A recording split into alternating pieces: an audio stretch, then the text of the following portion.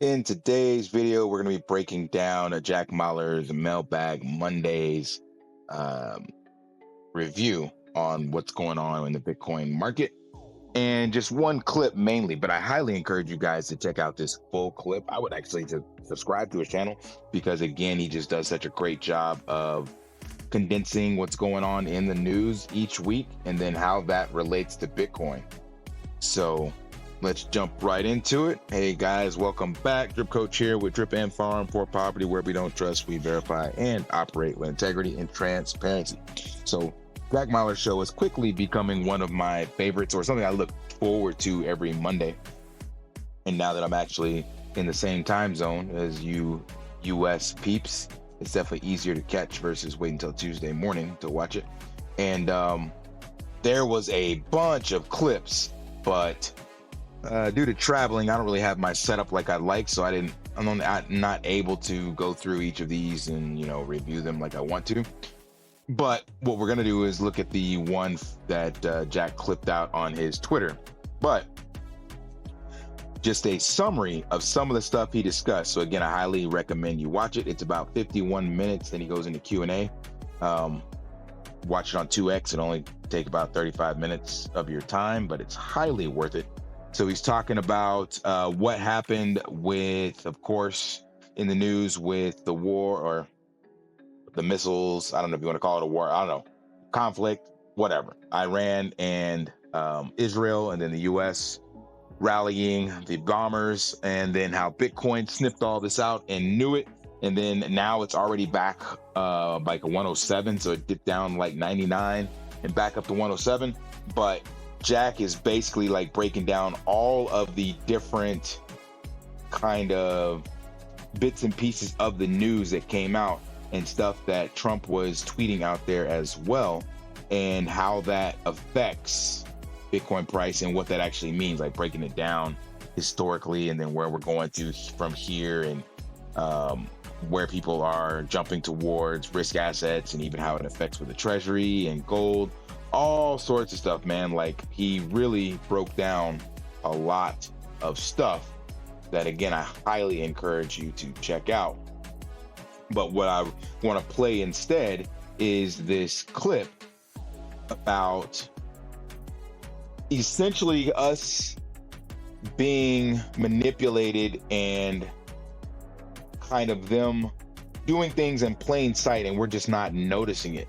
So Jack shows in this clip how we have lived through a Great Depression similar to what was experienced in 1929, like an actual 89% drawdown in stock market terms for most of you who were born before 2000, or I'm sorry, not born before, as long as you have been here between 2000 and 2011.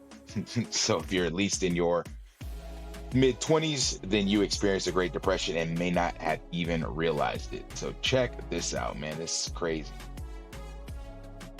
Everyone's always asking me, hey, Jack, if Trump's official policy is America first and telling China, get their money out of the country, and everyone goes, well, isn't the stock market then going to have to go down?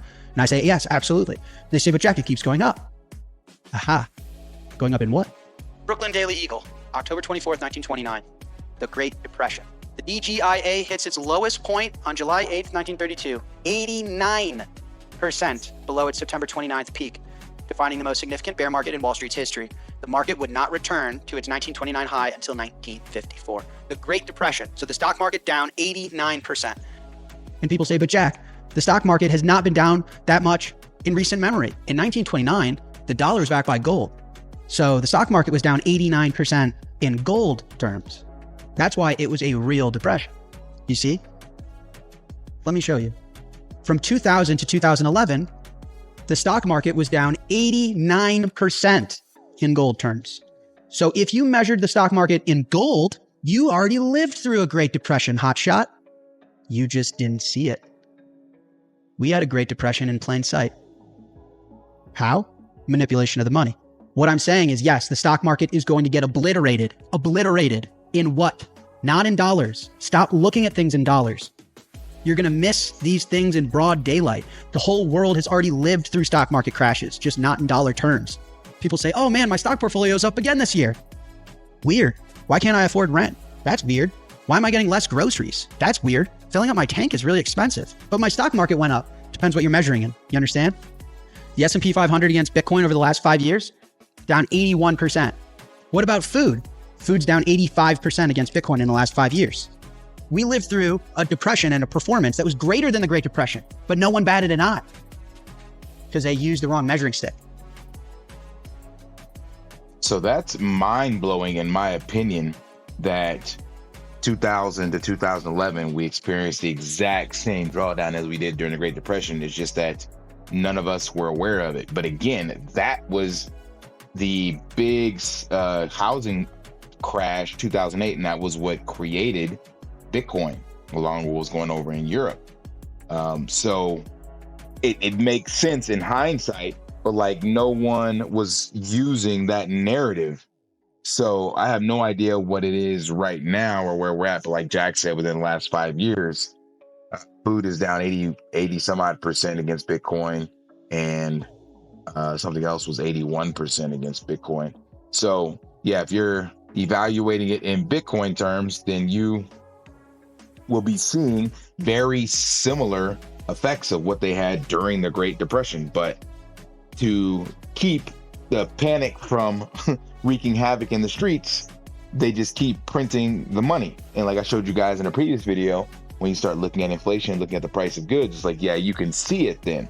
You know, they want to tell you that inflation, core CPI is only 2%, 3%, 4%, but we're seeing double-digit inflation year over year in most food or most goods and services, which is how you get to this 80% number in the last 5 years. Obviously, that's not 2% each year.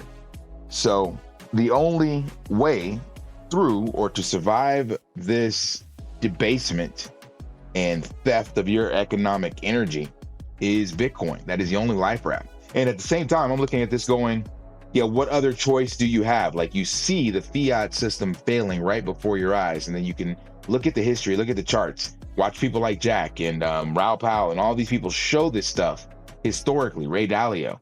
And it's like, okay, if that is what's going on and there's undeniable proof, then yeah, what are you going to do about it? Because there's only one other option. So it's like, if the guarantee is that the fiat is failing and will continue to fail, why not take the gamble then on this new thing that got created?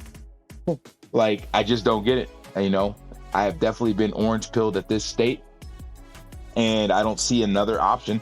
And I'm willing to gamble on this because there is no, as Michael says, there is no second best. There is no other option. There is no other thing to do.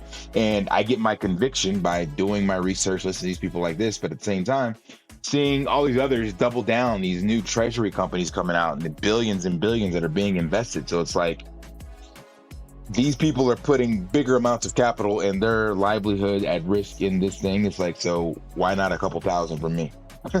Like, there's no other option.